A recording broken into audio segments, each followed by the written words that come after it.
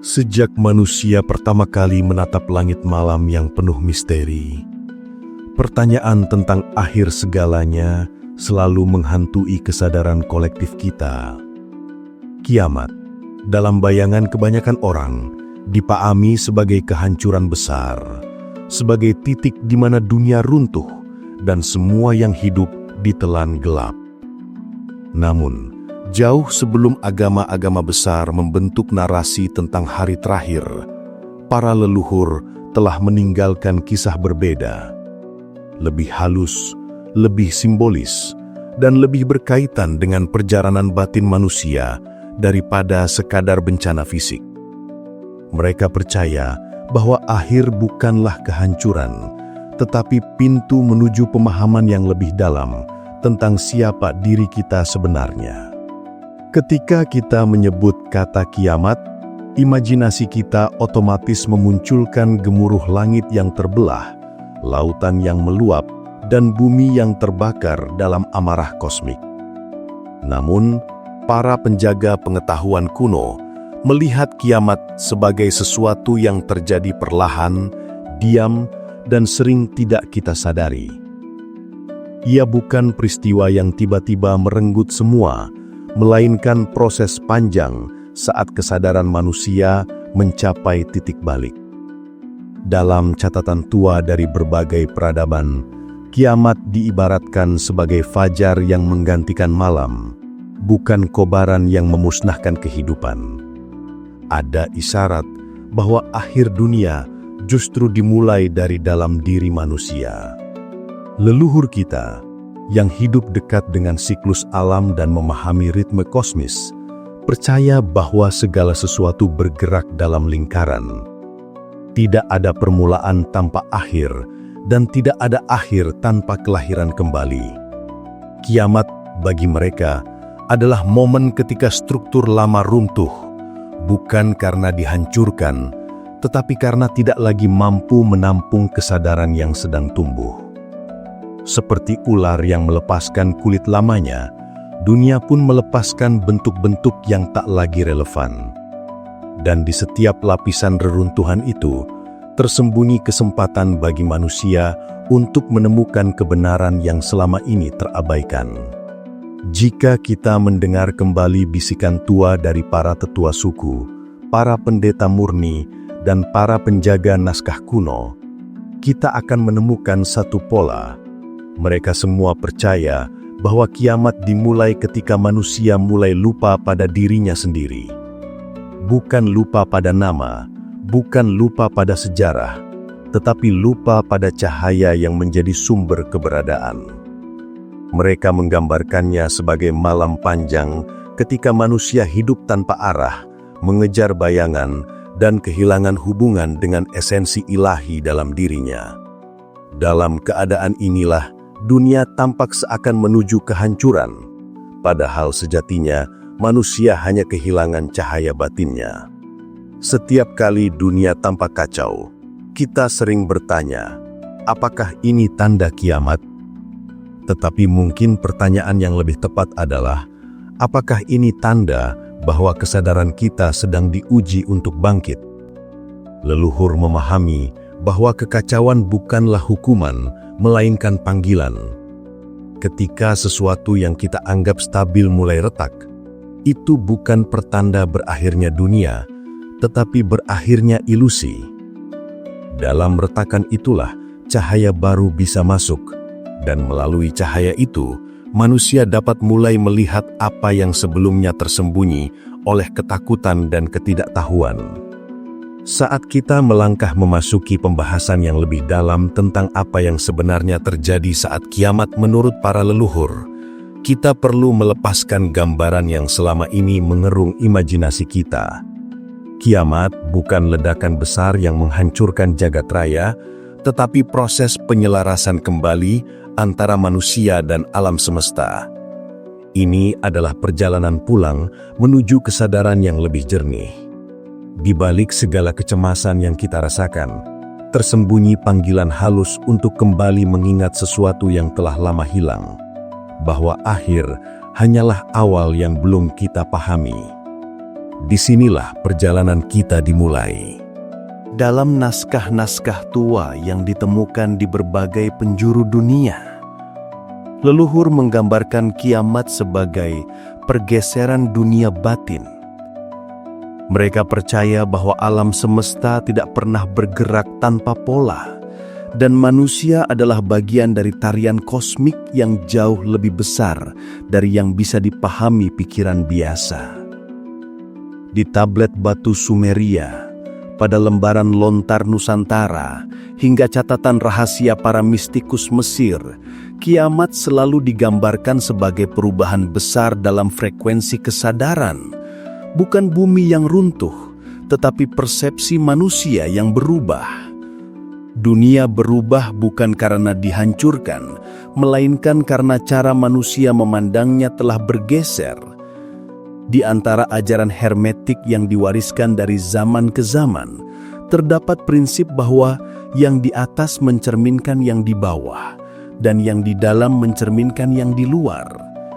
Dengan prinsip ini, para hermetis percaya bahwa kiamat adalah resonansi antara kehancuran batin dan perubahan dunia luar.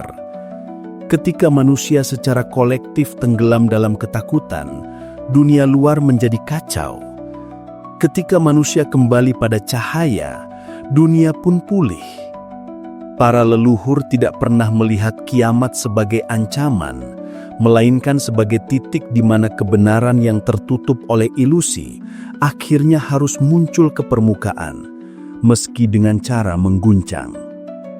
Dalam tradisi kuno Tibet, terdapat konsep samsara collapse, yaitu saat lingkaran ilusi mulai runtuh dari dalam pikiran manusia. Para biksu menggambarkannya sebagai momen ketika kabut yang selama ini menutupi mata batin tiba-tiba menghilang, dan manusia terpaksa melihat kenyataan apa adanya. Bagi mereka, kiamat bukanlah bencana fisik, tetapi momen ketika dunia internal manusia tidak lagi mampu mempertahankan kebohongan yang ia pelihara. Semua hal yang tidak selaras dengan kebenaran akan luruh dengan sendirinya. Inilah kiamat versi para penjaga gunung. Kehancuran sebagai pembersihan, bukan hukuman.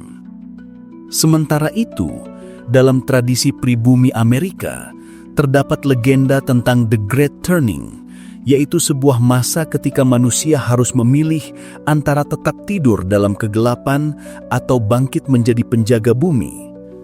Mereka melihat kiamat sebagai masa ujian besar, tempat manusia diminta kembali merawat hubungan suci dengan tanah, angin, dan roh penjaga alam. Ketika manusia lupa pada tujuan keberadaannya, bumi akan menunjukkan tanda-tandanya. Badai yang meningkat, tanah yang retak, dan energi alam yang tidak seimbang. Namun semua itu bukan ancaman, melainkan pesan lembut bahwa manusia harus kembali melihat ke dalam dirinya sendiri. Leluhur Nusantara juga memiliki pandangan yang tidak kalah mendalam.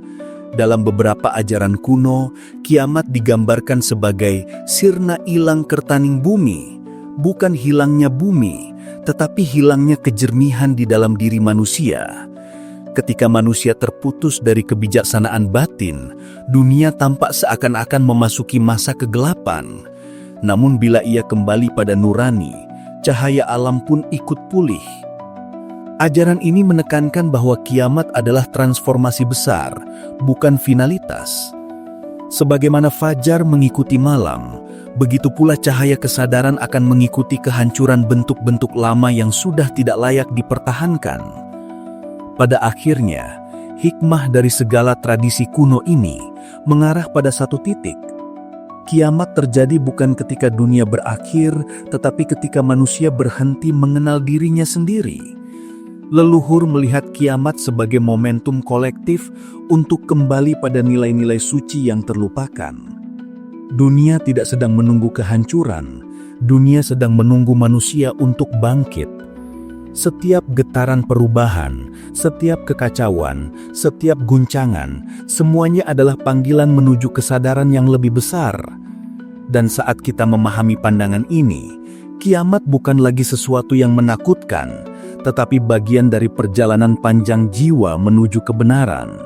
Ketika kita memahami bahwa kiamat versi leluhur sebenarnya adalah perubahan kesadaran, kita mulai menyadari bahwa perjalanan ini bukan tentang dunia luar, tetapi tentang dunia yang tersembunyi dalam diri.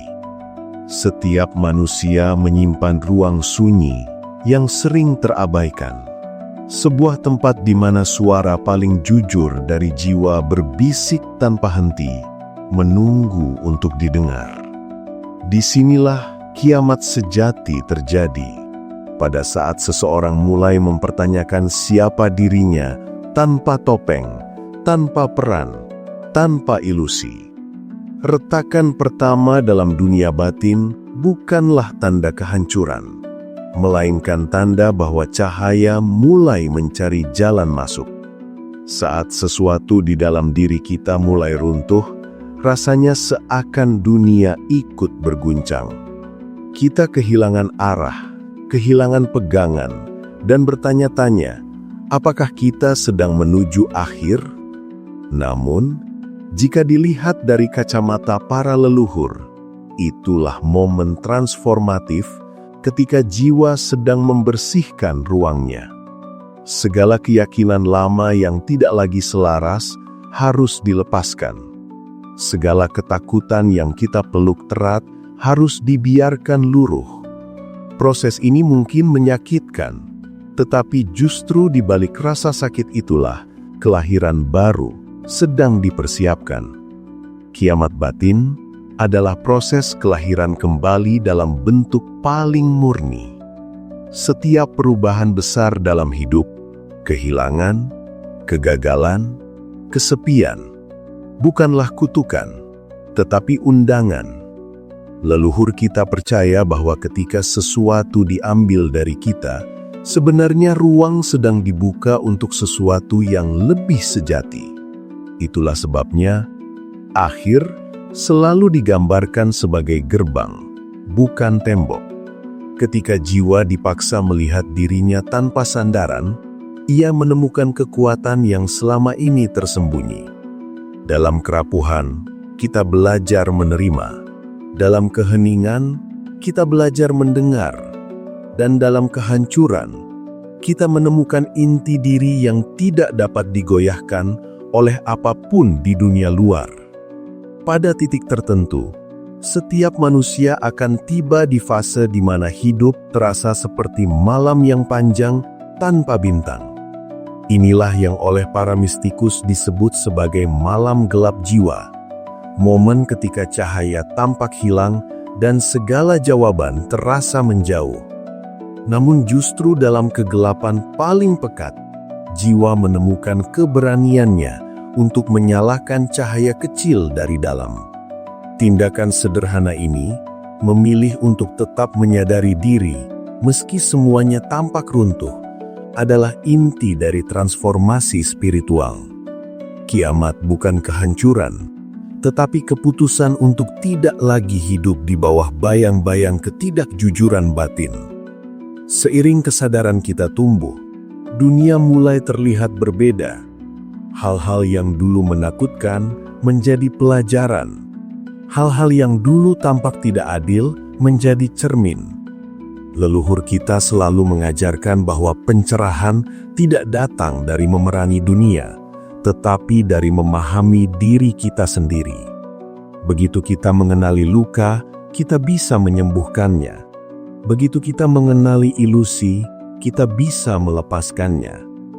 Dalam proses inilah, kiamat batin berubah menjadi alkimia spiritual, sebuah perjalanan pengubahan diri dari logam kasar menjadi emas murni. Dan emas itu bukanlah materi, tetapi kesadaran jernih yang tidak terikat apapun. Transformasi sejati terjadi ketika kita berhenti mencari keselamatan di luar dan mulai menemukannya dalam diri sendiri. Leluhur kita selalu menegaskan bahwa dunia luar hanyalah bayangan dari dunia batin. Jika di dalam kita ada keteraturan, dunia pun terasa selaras. Jika di dalam kita ada cahaya, Apapun yang terjadi di luar tidak lagi menggoyahkan kedamaian.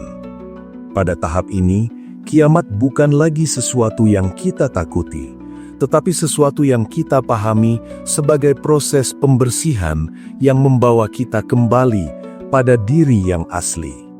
Dan ketika perubahan itu mulai terasa, kita tahu perjalanan menuju puncak kesadaran telah dimulai. Pada titik inilah perjalanan kita memasuki puncaknya, tempat di mana seluruh aliran makna sejak awal mulai menyatu.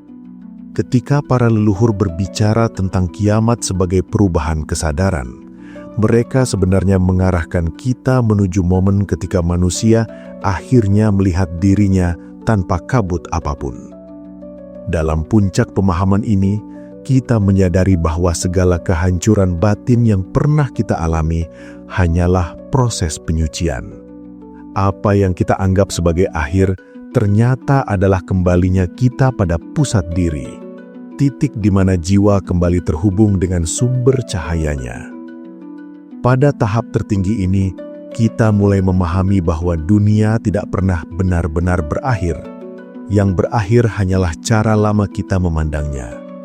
Kiamat menjadi momen ketika tabir terakhir terangkat, membuat kita melihat bahwa segala ketakutan, segala kecemasan, dan segala bentuk kepalsuan yang kita pegang selama ini hanyalah bayangan yang tak pernah memiliki kekuatan nyata. Ketika kesadaran mencapai frekuensi tertingginya, dunia luar tampak seperti cermin yang berubah bentuk sesuai kejernihan batin kita. Dan untuk pertama kalinya, kita menyadari bahwa selama ini kita hidup dalam ruang yang jauh lebih besar daripada tubuh dan pikiran. Di puncak kesadaran, kita mulai merasakan kehadiran energi yang tidak bisa dijelaskan dengan kata-kata. Sebuah keheningan mendalam mengalir dari dalam, membawa kedamaian yang tidak bergantung pada kondisi dunia. Para mistikus menyebutnya sebagai kepulangan, karena jiwa akhirnya kembali mengenali rumah sejatinya. Tidak ada lagi perpisahan antara manusia dan ilahi, antara pencari dan yang dicari. Semua melebur menjadi satu kesadaran yang abadi.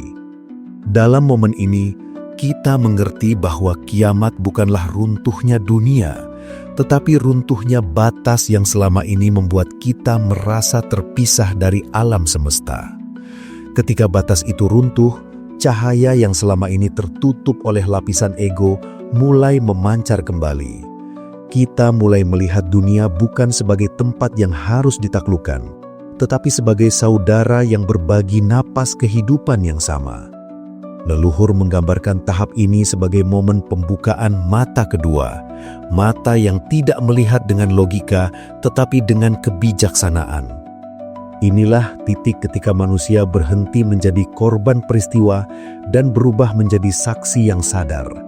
Kiamat versi leluhur menjadi puncak penyadaran ketika manusia mulai hidup bukan dari ketakutan, tetapi dari cinta yang tak terbatas.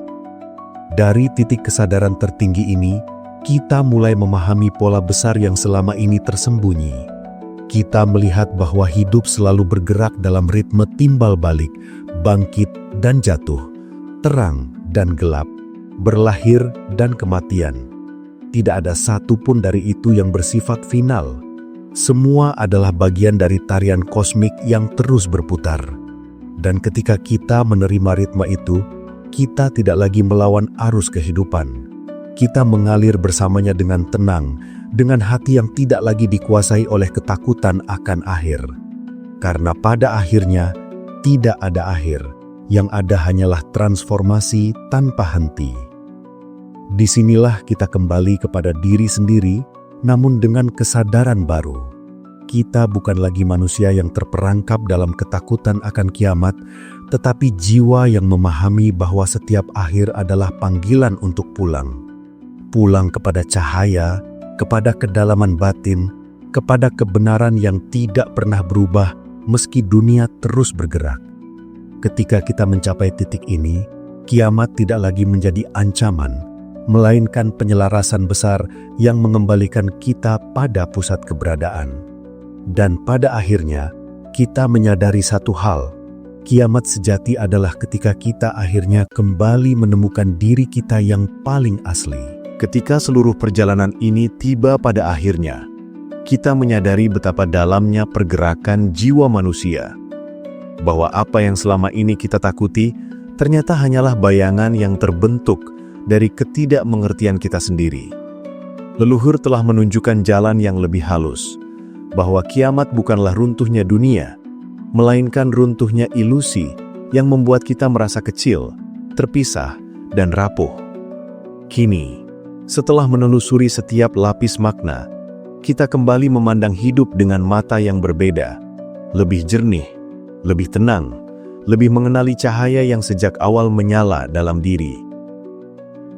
Setiap perubahan besar dalam hidup mungkin masih datang. Setiap malam panjang mungkin masih muncul. Tetapi kini kita tidak lagi berjalan dalam ketakutan. Kita sudah tahu bahwa setiap kehancuran hanyalah bagian dari kelahiran baru. Setiap retakan membuka jalan bagi cahaya masuk. Dan setiap akhir membawa kita semakin dekat pada diri yang sejati. Diri yang tidak pernah hancur meski seluruh dunia berubah bentuk. Sekarang, izinkan dirimu menarik napas perlahan. Rasakan bahwa dunia di luar mungkin berisik, tetapi dunia di dalammu tetap sunyi dan utuh. Di ruang inilah, engkau menemukan rumah yang tak pernah hilang, rumah yang tidak dapat disentuh oleh waktu, oleh peristiwa, oleh naik turunnya hidup. Disinilah engkau mengenal bahwa kiamat bukanlah sesuatu yang akan terjadi, melainkan sesuatu yang sudah selesai ketika kesadaranmu akhirnya bangun. Dan bila perjalanan ini menyentuh sesuatu dalam dirimu, biarkan resonansinya tidak berhenti di sini. Biarkan ia menggema lembut, mengajakmu berjalan lebih jauh, lebih dalam, lebih dekat kepada kebenaran yang menunggu untuk ditemukan. Sebab pencarian spiritual tidak pernah benar-benar selesai. Itulah keindahannya. Setiap pemahaman membuka pintu baru. Setiap pintu mengarahkan kita kembali pada sang diri. Jika engkau merasakan panggilan dari dalam, tetaplah bersama kami di ruang ini. Sebuah ruang yang diciptakan bukan untuk menggurui, tetapi untuk berjalan bersama.